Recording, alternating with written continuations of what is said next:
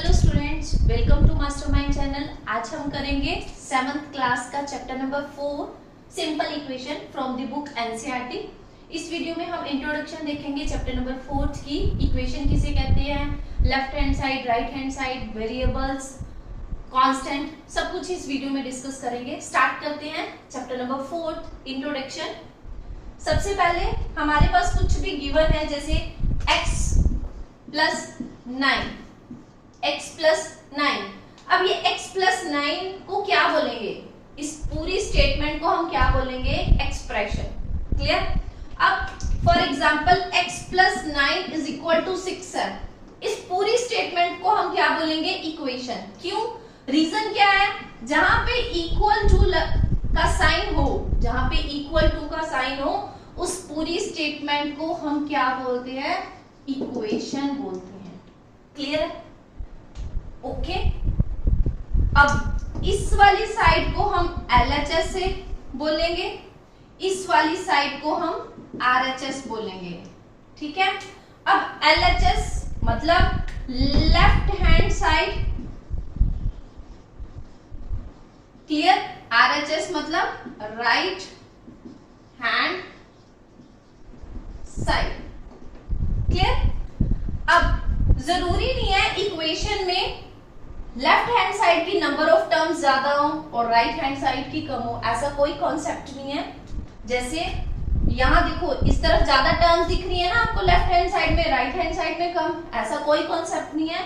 जैसे अपन एग्जांपल ले लेते हैं, x plus 9 2y plus 6, possible है, इस तरफ भी 2 है और इस तरफ भी 2 है। कोई कॉन्सेप्ट नहीं है कि लेफ्ट हैंड साइड में ज्यादा होती है या राइट हैंड साइड में कम, ऐसा कुछ नहीं है।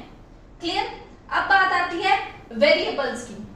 अगर किसी स्टेटमेंट में, किसी एक्सप्रेशन में, किसी इक्वेशन में अल्फाबेट दिखे, यानी कि अल्फाबेट्स दिखे, तो उसे हम क्या बोलेंगे, वेरिएबल्स। क्या बोलेंगे, वेरिएबल्स।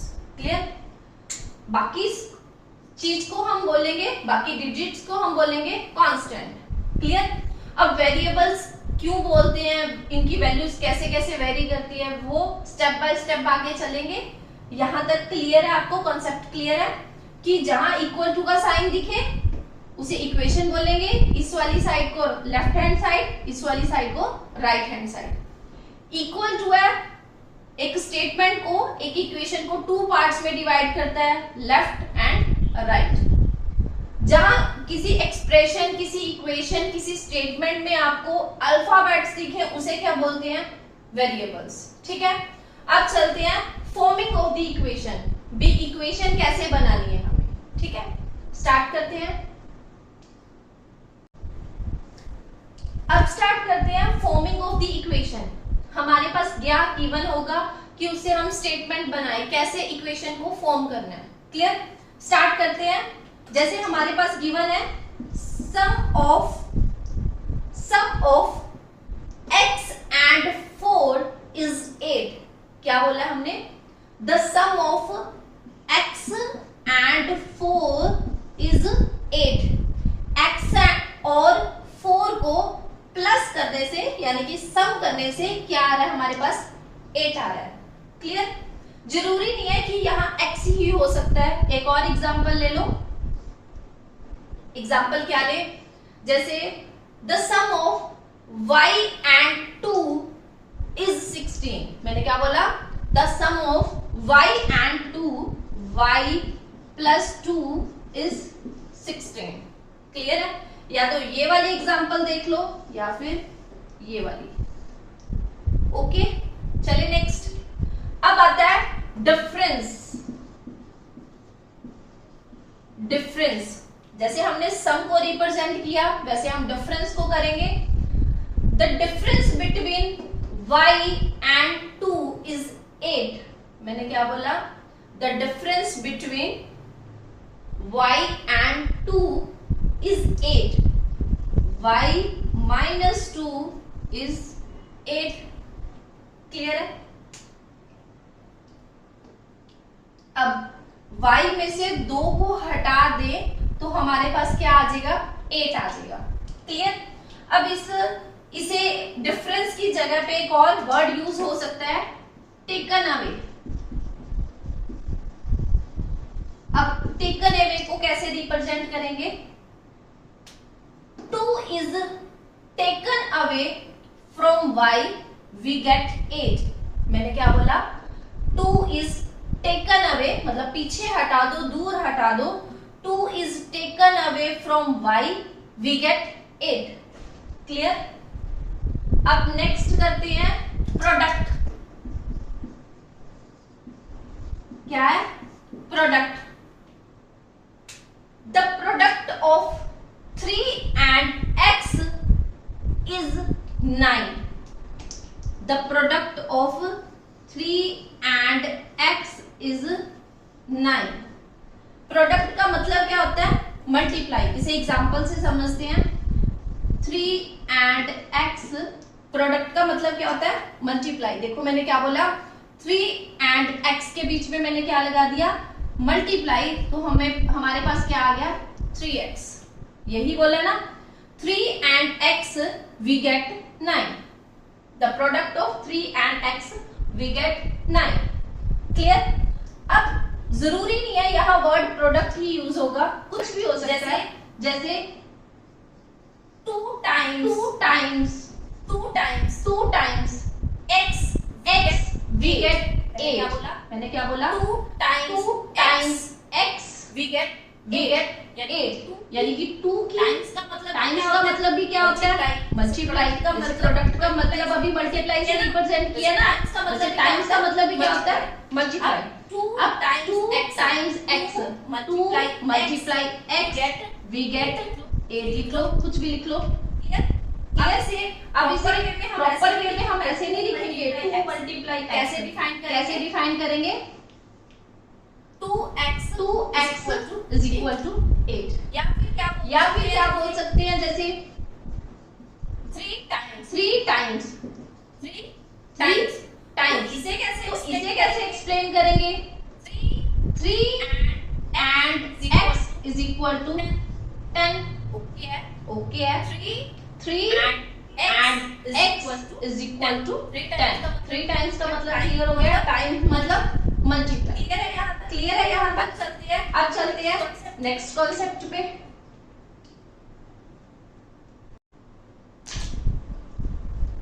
अब नेक्स्ट कॉन्सेप्ट करेंगे पुटिंग दी वैल्यूज। वैल्यूज कैसे पुट करनी है? Putting the values. अब वैल्यूज का क्या कॉन्सेप्ट है? सबसे पहले करते हैं स्टार्ट। कैसे? x plus 9 is equal to 2 है हमारे पास। x plus 9 is equal to 2 है हमारे पास। x की वैल्यू गिवन है यहाँ 2।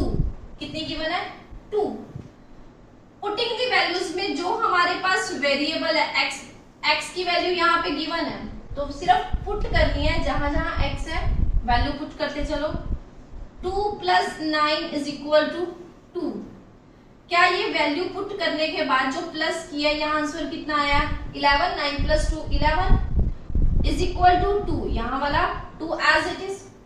क्या ये लेफ्ट हैंड साइड और राइट हैंड साइड का आंसर इक्वल है? नहीं। नॉट इक्वल टू का साइन लगा दिया।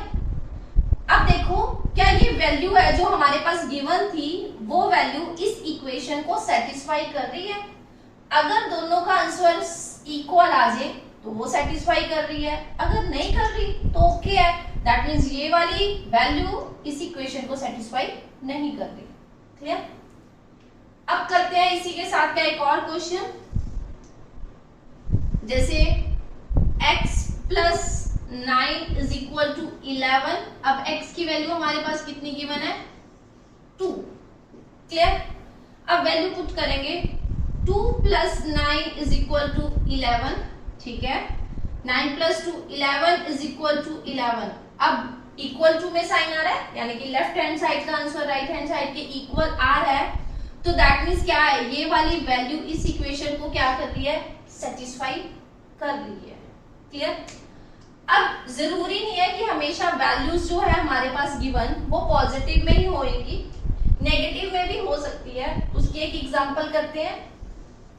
नेगेटिव वाली वैल्यू का क्या कॉन्सेप्ट है? नेगेटिव वाली वैल्यू को भी समझते हैं कि कैसे करेंगे।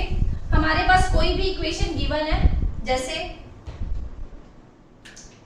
x plus 6 is equal to 3, x की वैल्यू हमारे पास गिवन है माइनस के 3।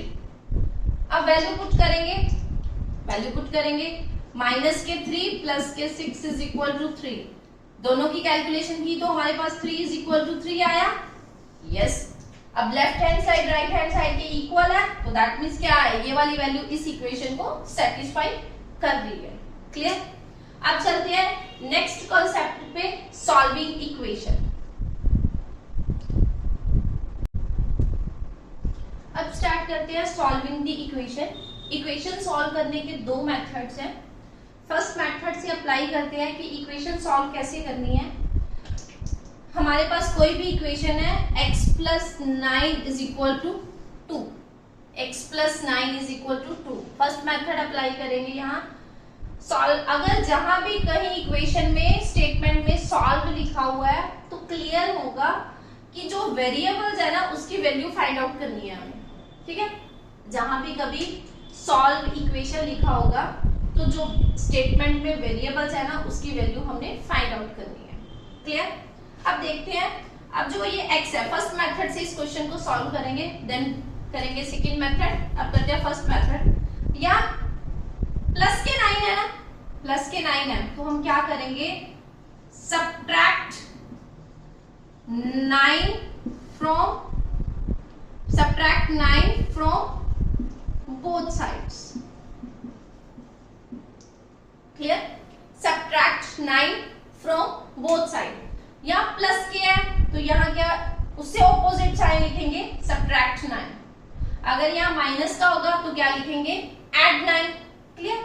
अब देखते हैं x प्लस 9, ये इक्वेशन एज इट इज लिखी, सब्ट्रैक्ट करना 9 को, यहाँ में से 9 माइनस कर दिया इस स्टेटमेंट में से, बोथ साइड करना है तो 2 में से भी 9 सब्ट्रैक्ट कर दिया, ये और ये आपस में कैंसल आउट, तो बचा क्या, x is equal to minus के 7। ये हमारे पास क्या आ गया, x की वैल्यू फाइंड आउट होगी। क्लियर है? बस याद रखना जो यहाँ साइन है उससे ऑपोजिट यहाँ लगेगा। क्लियर है? इसके साथ का ये एक और क्वेश्चन अटेम्प्ट करते हैं। 3p माइनस के 2 is equal to 10। 3p minus के 2 इज इक्वल टू 10। अभी हमने डिस्कस किया जो वेरिएबल्स है, जहां सॉल्व लिखा होगा, जो वेरिएबल्स है उसकी वैल्यू फाइंड आउट करनी है। क्लियर? अब वैल्यू फाइंड आउट करने के लिए क्या करेंगे, यहाँ प्लस के 9 था तो सब्ट्रैक्ट लिखा, या माइनस के 2 है तो क्या लिखेंगे, ऐड 2 ऑन बोथ साइड्स। दोनों साइड्स अपन ने 2 ऐड करना है क्योंकि ऑपोजिट साइन लिखा हुआ है। 3p माइनस के 2, मैंने क्या करा, प्लस के 2 इस साइड भी और प्लस के 2 इस साइड भी। Okay, done. फिर क्या करूंगी, 2 और 2 कैंसल, प्लस और माइनस, तो आया क्या, 3p is equal to 10 plus 2 12। Okay, अभी भी क्वेश्चन खत्म नहीं हुआ। देखो p की वैल्यू तो डायरेक्ट आई नहीं हमारे पास, अभी भी उसके साथ क्या मल्टीप्लाई है, 3 मल्टीप्लाई है। तो अब क्या करेंगे, यहाँ डिवाइड है, सॉरी यहाँ मल्टीप्लाई है ना 3, तो इससे ऑपोजिट क्या करेंगे, divide by 3 on both sides. जो यहाँ साइन है उससे ऑपोजिट लिख दिया हमने, तो क्या करेंगे, 3p डिवाइडेड बाय 3, 12 बाय 3, ये कैंसल आउट हो गया, तो यहाँ भी कैंसल आउट होके कितना आया, 4। तो क्लियर है हमारे पास p की वैल्यू कितनी आ गई, 4। ये हमारा क्या आ गया, आंसर आ गया। यानी कि सॉल्विंग द इक्वेशन में वेरिएबल की वैल्यू फाइंड आउट करनी होती है। ओके, अब चलते हैं नेक्स्ट कॉन्सेप्ट पे, नेक्स्ट मेथड पे। इसी के सॉल्विंग इक्वेशन का नेक्स्ट मेथड करेंगे।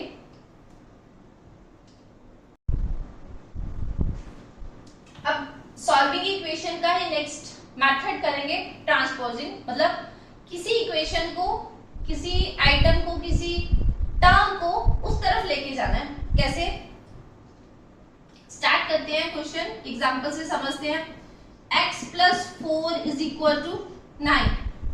x plus 4 is equal to 9। Last method में हमने देखा था सॉल्विंग इक्वेशन में वेरिएबल की वैल्यू फाइंड आउट करनी है। यहाँ x है, वेरिएबल की वैल्यू फाइंड आउट करनी है, तो ये वाला 4 उस तरफ ट्रांसफर करना है। तो कैसे करेंगे? अगर लेफ्ट हैंड साइड में पॉजिटिव का साइन है तो उस तरफ जाके पहले अपन रूल कर लेते हैं। लेफ्ट हैंड साइड वाली टर्म राइट हैंड साइड में कैसे चेंज होगी? अगर प्लस का साइन है तो उस तरफ जाके माइनस का हो जाएगा, अगर माइनस का साइन है तो उस तरफ जाके प्लस में, अगर मल्टीप्लाई का तो उस तरफ जाके डिवाइड में, और अगर डिवाइड का है तो उस तरफ जाके मल्टीप्लाई में। क्लियर? अब इसे समझते हैं। अब x प्लस 4 है तो ये उस तरफ जाके 9 माइनस के 4 हो जाएगा। That means x is equal to कितना आया? 5। तो ये हमारी क्या हुई है? सॉल्व इक्वेशन, यानी कि x की वैल्यू फाइंड आउट होगी। क्लियर? अब इसके साथ के एक और एग्जांपल देखते हैं। जैसे हमारे पास कोई भी एग्जांपल है, 3p माइनस के 2, यहाँ प्लस का था, इज इक्वल टू 4। अब p की वैल्यू फाइंड आउट करनी है। यहाँ पे हमारे पास माइनस के 2 है तो राइट हैंड साइड में जाएगा तो किस चीज के हो जाएगा? प्लस के। 3p is equal to 4 plus 2। Clear है हमें? अब 3p है तो 4 प्लस 2 6 आ गया। अब यहाँ p के साथ 3 मल्टीप्लाई है तो मल्टीप्लाई का साइन उस तरफ जाके डिवाइड हो जाएगा, डिवाइड करेगा ना। तो क्या करेंगे? p is equal to 6 upon 3 cancel out किया तो p की वैल्यू कितनी आ गई? 2। क्लियर है? ये था हमारा सॉल्विंग इक्वेशन ट्रांसपोजिंग। अब इंट्रोडक्शन यहाँ तक ओके है। अब करेंगे नेक्स्ट पार्ट में 4.1 के क्वेश्चन सॉल्व करेंगे।